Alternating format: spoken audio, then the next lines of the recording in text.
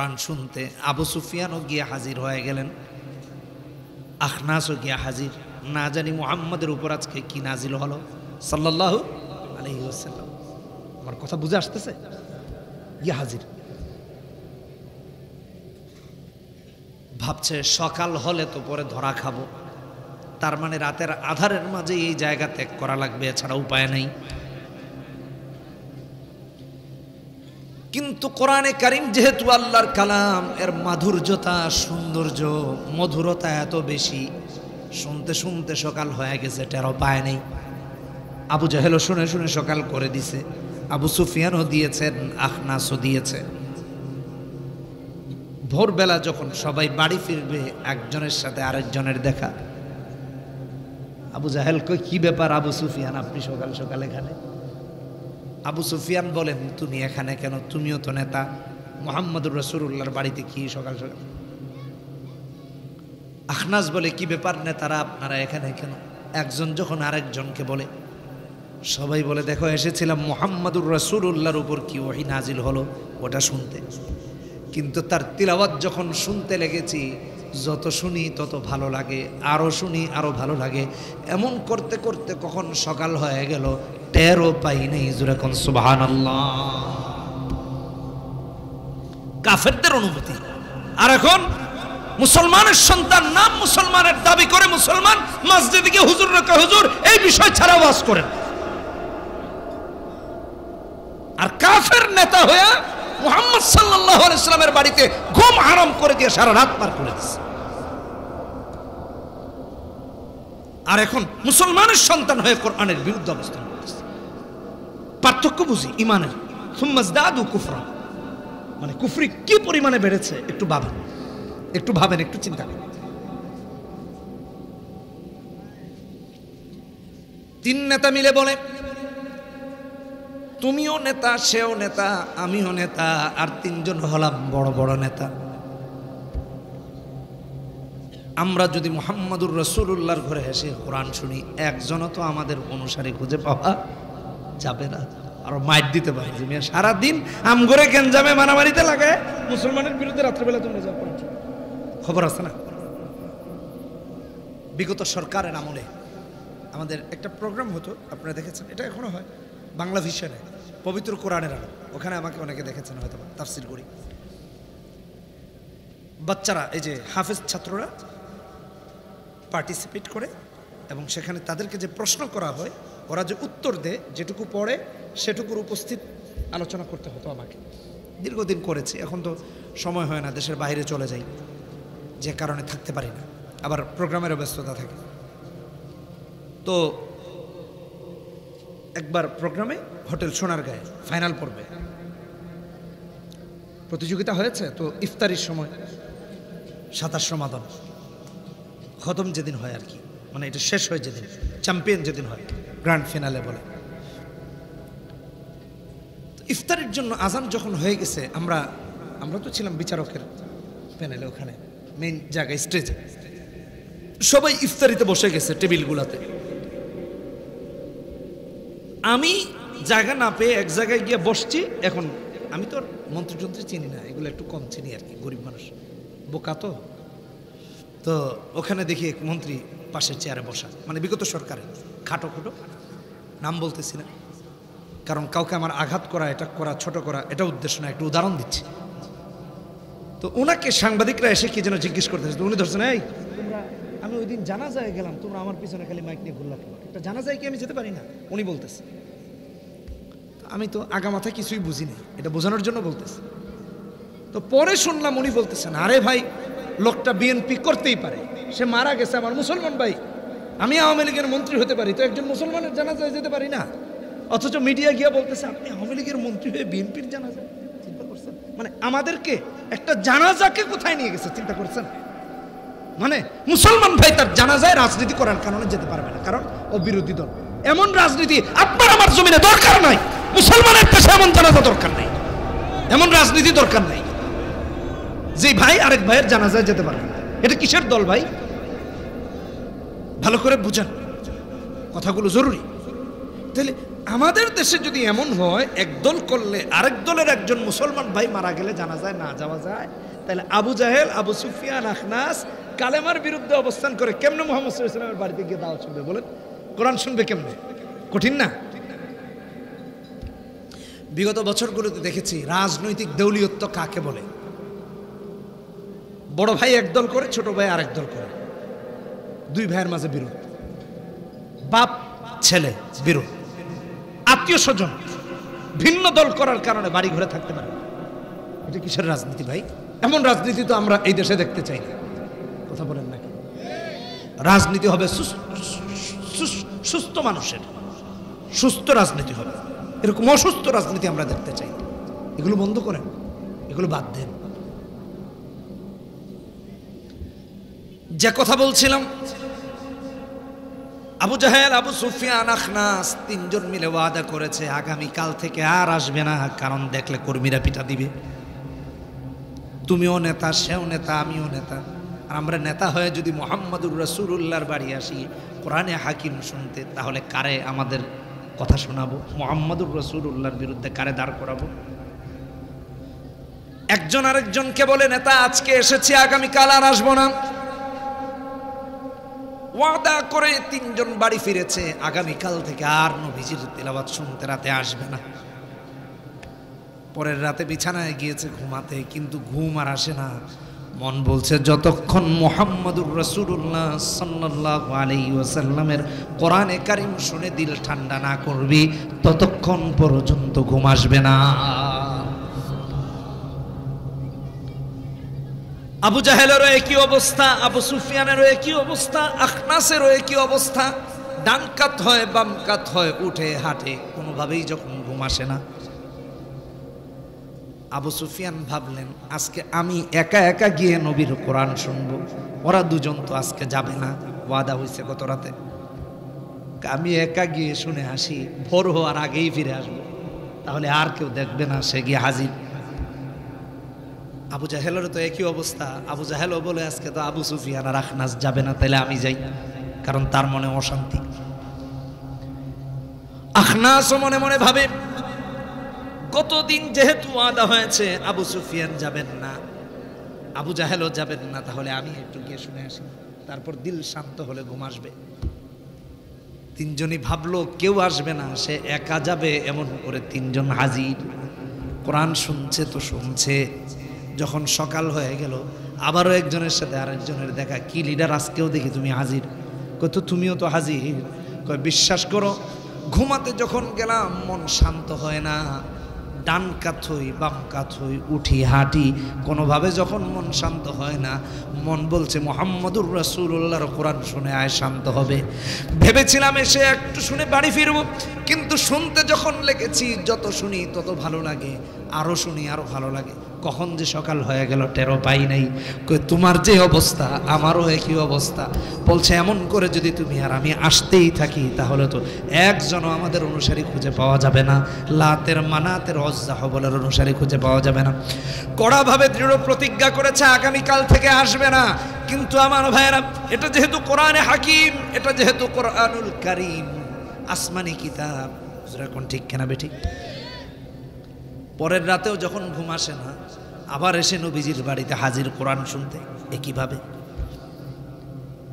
এবার ভাইয়েরা আমার, তৃতীয় রাতেও যখন একজনের সাথে আরেকজনের দেখা হয়ে গেছে, বলে কি ব্যাপার, আমরা কেউ তো ওয়াদা করে আর রাখতে পারি না। ঘুরে ফিরে মুহাম্মদুর রাসূলুল্লাহ সাল্লাল্লাহু আলাইহি ওয়াসাল্লামের কোরআন শুনতে হাজির। এখন একজন আরেকজনকে বললে বিস্তারিত বললে লম্বা হয়ে যাবে। কোরআনে ওরা কেউ বলছে মুহাম্মদ জাদুঘর, কেউ বলেছে পাগল, কেউ বলেছে গণক, কেউ বলেছে কবি, নবী রেনি, মানে নবী মানে না, বাকি সব মানে। বুঝলেন? কেউ বলছে জাদুঘর, ভালো জাদুঘর না হলে চাঁদ আবার কেমনে দুই টুকরা করে, বুঝলেন? বুখারীর হাদিসে আসছে 3632 নম্বর হাদিস, ইনশাক্কাল 36 নম্বর হাদিস, 3636 নম্বর হাদিস, ইনশাক্কাল কামার আলা আহদি রাসূলিল্লাহ সাল্লাল্লাহু আলাইহি ওয়াসাল্লাম শিক্কাতাইন। কোরআনে আসছে সূরা কামার 27 নম্বর পারে 7 নম্বর পৃষ্ঠায়, ইকতারাবাতিস সাআতু ওয়া শাক্কাল কামার, চাঁদ যে দুই টুকরা হয়েছে। না, এটা জাদু ছাড়া সম্ভব না। খোঁজ নিয়ে দেখে যে জাদু দিয়েও সম্ভব না, এটা সত্যি সত্যি, কিন্তু ঈমান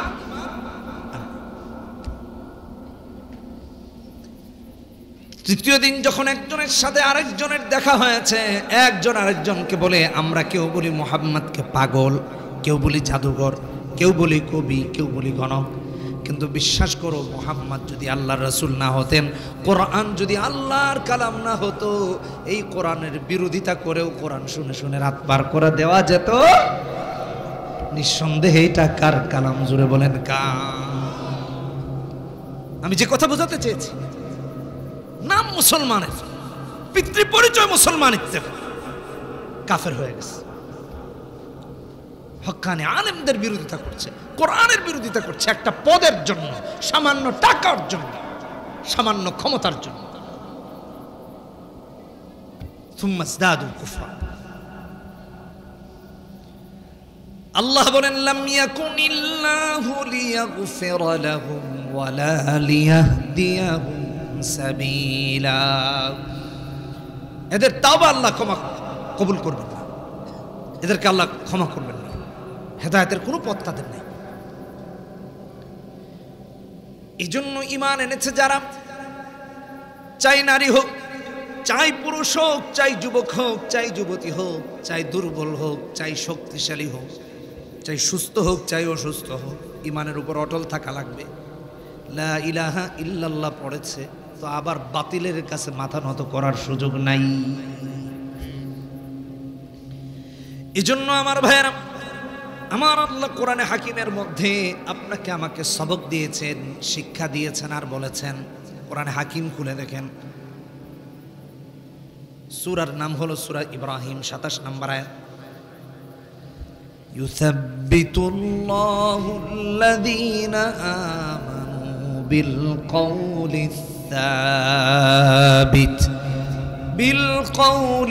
সাবিত ফিল হায়াতিদ দুনিয়া ওয়া ফিল আখিরাহ ওয়া ইউদিল্লুল্লাহু যালিমিনা ওয়া ইয়াফআলু যারা ঈমান এনেছে সঠিকভাবে, আল্লাহ তাদেরকে দুনিয়া আখিরাতে লা ইলাহা ইল্লাল্লাহর উপর অটল রাখবেন।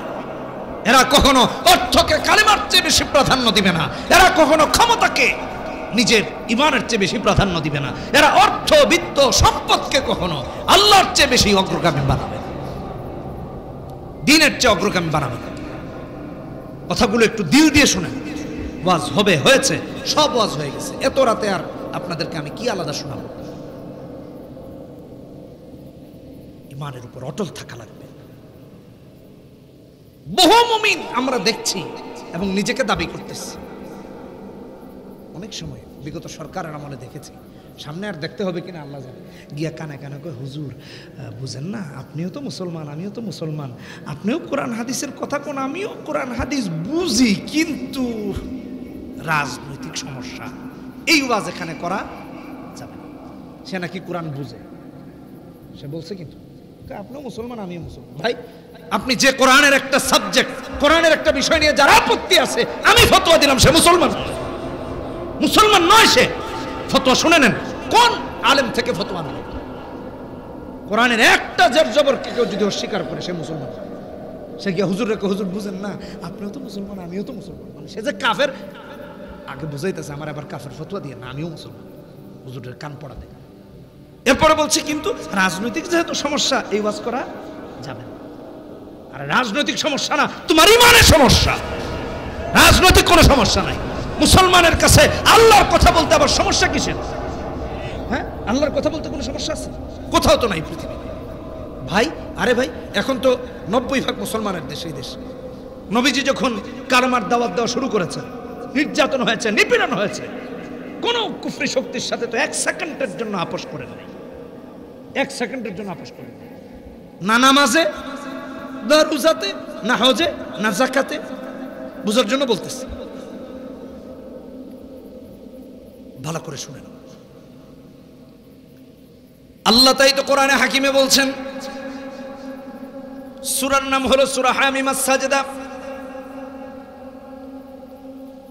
24 নম্বর পারাতে 30 নম্বর আয়াতে আমার আল্লাহ বলেন, ইন্নাল্লাযীনা ক্বালু রাব্বুনাল্লাহ সুম্মা ইসতাকামু তাতানাজ্জালু আলাইহিমুল মালাইকাতু আল্লা তাখাফু ওয়া লা তাহজানু وأبشروا بالجنة التي كنتم توعدون ইস্তিকামত ঠিক আছে বলেছে লা ইলাহা ইল্লাল্লাহ বলেছে আল্লাহ আমার রব এই কথার উপর ইস্তিকামত থেকেছে জেল হয়েছে জুলুম হয়েছে অর্থ বিত্ত সম্পদ সব পিছনে ফেলে দিয়েছে ফেরেশতারা তারে আল্লাহর জান্নাতের সুসংবাদ গ্রহণ করো আমার আল্লাহর তরফ থেকে তার ডর নাই তার ভয় নেই অন্য আয়াতে সূরা আহকাফ 13 নম্বর আয়াতে বলেছে ইন্নাল্লাযীনা ক্বালু রাব্বুনাল্লাহু সুম্মা ইসতাকামু ফালা খাউফুন আলাইহিম ওয়ালা হুম ইয়াহজানুন যারা বলে আল্লাহর উপর ঈমান আনছে লা ইলাহা ইল্লাল্লাহ আর ইস্তিকামত থেকেছে আল্লাহ বলে তার ডরও নাই তার ভয়ও নাই টেনশনও নাই কিসের ডর কিসের ভয় কিসের ডর কিসের টেনশন যার আল্লাহ আছে তার কিচ্ছু না থাকলে হয় যার আল্লাহ নাই সারা দুনিয়া তার থাকলেও কিছু হয় না এটা মনে রাখেন এজন্য আল্লাহকে খুশি করি আল্লাহর পিছনে যাই আল্লাহর দ্বীন কায়েমের কথা বলি দ্বীন কায়েমের চেষ্টা করি নবীজিকে কাফেররা কত কষ্ট দিয়েছে আহা হাদিসের মধ্যে এসেছে বুখারীর হাদিস ভালো করে শুনুন কোন কিতাবের হাদিস বুখারী 240 নম্বর হাদিস বর্ণনা করে আব্দুল্লাহ ইবনে মাসউদ রাদিয়াল্লাহু তাআলা আনহুমা যাকে রাইসুল মুহাদ্দিসিন বলা হয় সমস্ত মুহাদ্দিসদের যিনি প্রধান আব্দুল্লাহ ইবনে মাসউদ বলেন রাদিয়াল্লাহু তাআলা আনহুমা ইসলাম গ্রহণ করেছে জুলুম হয়েছে শুধু তাই না নবীজির উপরও নির্যাতন হয়েছে নাউজুবিল্লাহ নবীরও নির্যাতন করেছে কাফেররা আব্দুল্লাহ ইবনে মাসউদ এই হাদিসের কথা বলতে গিয়ে বলেন একদিন নবীজি সালাতে দাঁড়িয়েছেন নামাজে কিয়াম করেছেন রুকু করেছেন তো সিজদায় গেলেন উকবা ইবনে আবি মুঈত উমাইয়া ইবনে খালফ আবু জাহেল ওরা নবীজিকে দেখতেছে কাবা চত্বরে একজন আরেকজনকে বলে কে আসো এমন মুহাম্মদ নাকি তার রবের কাছে মাথা নত করেছে নামাজ নাকি পড়ে তার রবের নাকি উপাসনা করে কে আছে এমন ওই যে ওখানে উটের নাড়ি ভুড়ি ফেলা হয় ওই নাড়ি ভুড়িগুলি এনে কে মুহাম্মাদের কাঁধে রাখতে পারবে না আউযুবিল্লাহ আর নবী সিজদায় নবীজি যখন সিজদায় যাবেন কে মুহাম্মদ সাল্লাল্লাহু আলাইহি ওয়াসাল্লামের ঘাড়ে এনে দিতে পারবে বেয়াদব উকবা বলল আমি পারবো ময়লা ফেলার নির্দিষ্ট জায়গা থেকে উটের নাড়ি ঘুরিয়ে এনে নবীজি যখন সিজদারত অবস্থায় যার দেহ মুবারকে মশামাছি বসা হারাম তার কাঁধের উপর দুর্গন্ধযুক্ত ওজন ভুড়ি রেখে দিচ্ছে নবীজি মাথা উঠাতে পারেন না চিন্তা করা যায় নবীজির উপর কত নির্যাতন হয়েছে দেখেন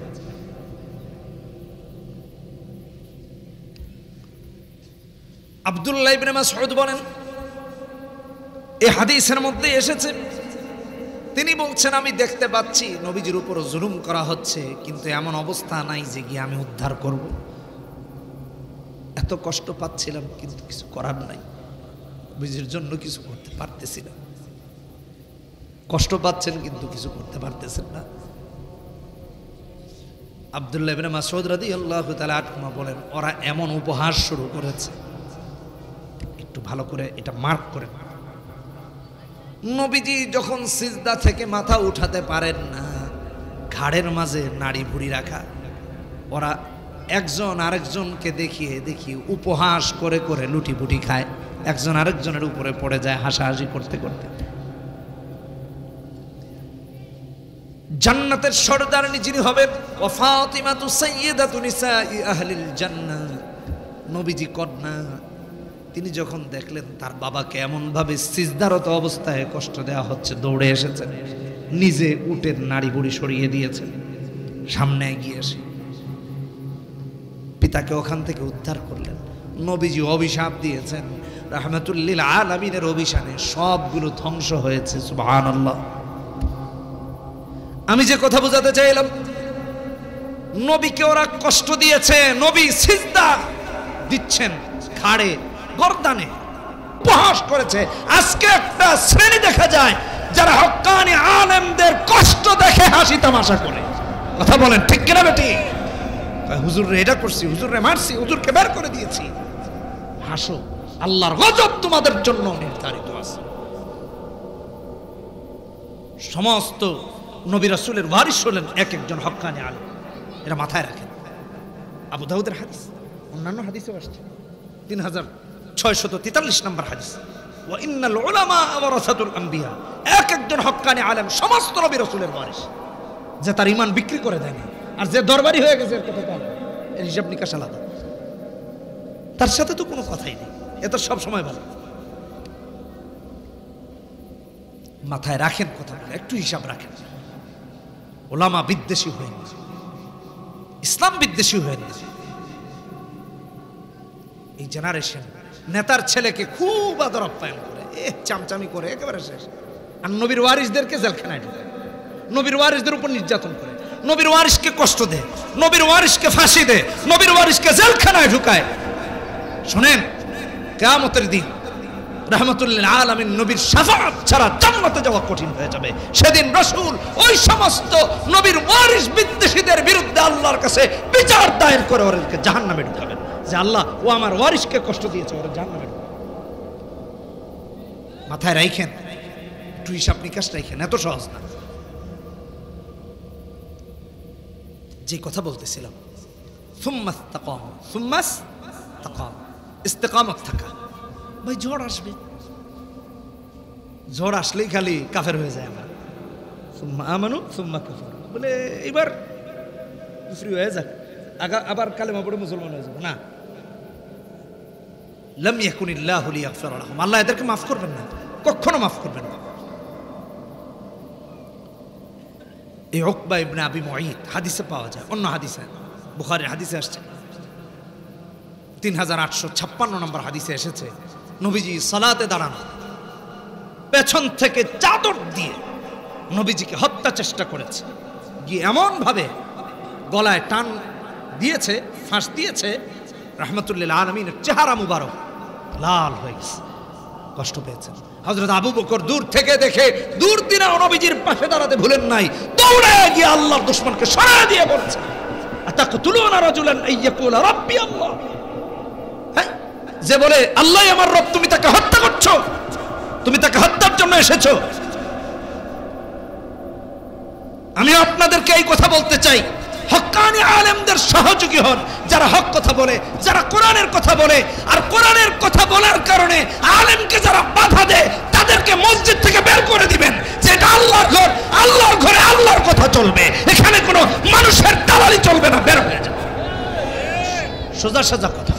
এই লোকটা মসজিদে আসতে কে বলছে? ভাই তোমারে বাইরে থাকো না, মসজিদে এসে মাস্তানি করতেছো কেন? এটা তো আল্লাহর ঘর, তোমার বাপেরও না, আমার বাপেরও না, আল্লাহর ঘর, আল্লাহর কথা চলবে। বাধা দিতে আসছে, ভাই বাইর করে দেন। এতগুলো মুসলমান তাকায় দেখে, এরকম মুনাফিকদেরকে দেখে কিছু বলে না, মারামারির দরকার নাই, বলে ভাই তুমি বের হও। এই কথা তোমার পার্টি অফিসে কি হবে? এটা আল্লাহর ঘর, এটা পার্টি অফিস না, সব মানে বের করে দেন। এরা নাকি আবার সমাজের সবচেয়ে বড় ধনী ব্যক্তি। এই জন্য আমি সব জায়গায় বলি, আজকে আপনাদেরকে আরেকটা দাওয়াত দিয়ে যাচ্ছি, আমাদের উচিত এলাকার সব থেকে প্রভাবশালী যারা, তাদের সন্তানকে আগে আলেম বানানো। কথা বুঝেন নাই? নোয়াখালী থেকে হুজুর রাখছেন, একটু হক কথা বলে পরের দিন চাকরি শেষ, হুজুরও গাট্টি গুটি নিয়ে নোয়াখালী, বুঝেন নাই? আর যদি এলাকার প্রভাবশালী সন্তান যদি হক্কানি আলেম হয়, তাহলে এই বট গাছের নিচে দাঁড়ায় বলবে আল্লাহর কালাম থাকবে, যে আল্লাহর কালামের সাথে নাই সে থাকবে, বের হয়ে যাও। কথা বলেন ঠিক কিনা বেটি? ইন্নাল্লাযীনা ক্বালু রাব্বুনা আল্লাহ সুম্মা ইসতাকামু ফালা খাউফুন আলাইহিম ওয়া লা হুম ইয়াহজানুন। তার কোনো ডর নাই, তার কোনো ভয় নেই। উকবা ইবনে আবি মুঈত তাফসীরের কিতাবে আসছে, তাফসীরে বগবীতে, তাফসীরে ইবনে কাসীরে, অন্যান্য তাফসীরেও আসছে। সূরা ফুরকানের 27-28 নম্বর আয়াতের ব্যাখ্যায় কিয়ামতের দিন হাত কামড়াতে থাকবে আক্ষেপ করে করে, বুঝলেন? কি করবে? আক্ষেপ করে করে দুশ্চিন্তাগ্রস্ত হয়ে কষ্ট পেতে থাকবে। এজন্য মুমিনের সাথে সম্পর্ক রাখেন, কাফেরের সাথে না। আলেমের সাথে সম্পর্ক রাখেন, জাহেলের সাথে না। বলে কেন? আল্লাহ কোরআনে কি বলেছেন দেখেন,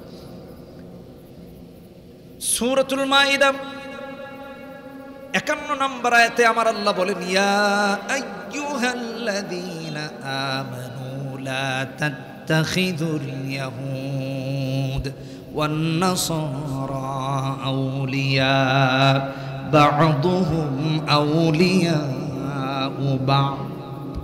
ইহুদি নাসারা কখনো মুমিনের বন্ধু হতে কথা বলতে পারে? কে বলেছেন? কে বলেছেন? আল্লাহ বলেছেন। এই সূরাতে আছে 139 নম্বর আয়াতে সূরা নিসা আল্লাহ বলতেছেন, আল্লাযীনা ইয়াত্তাখিযুনাল কাফিরিনা আউলিয়া মিন দুনিল মুমিনিন আয়াবতাগুনা ইনদাহুমুল ইজ্জাতা ফাইন্নাল ইজ্জাতা লিল্লাহ ফাইন্নাল ইজ্জাতা লিল্লাহি জামিআ। 139 নম্বর আয়াত সূরা নিসার। দেখবেন ভারতকে খুশি করানোর জন্য একেবারে উঠে পড়ে লেগে যায় মুসলমান, আমেরিকাকে খুশি করার জন্য উঠে পড়ে লেগে যায়, ইহুদি নাসারাকে খুশি করার জন্য উঠে পড়ে লেগে যায়। কেন জানেন?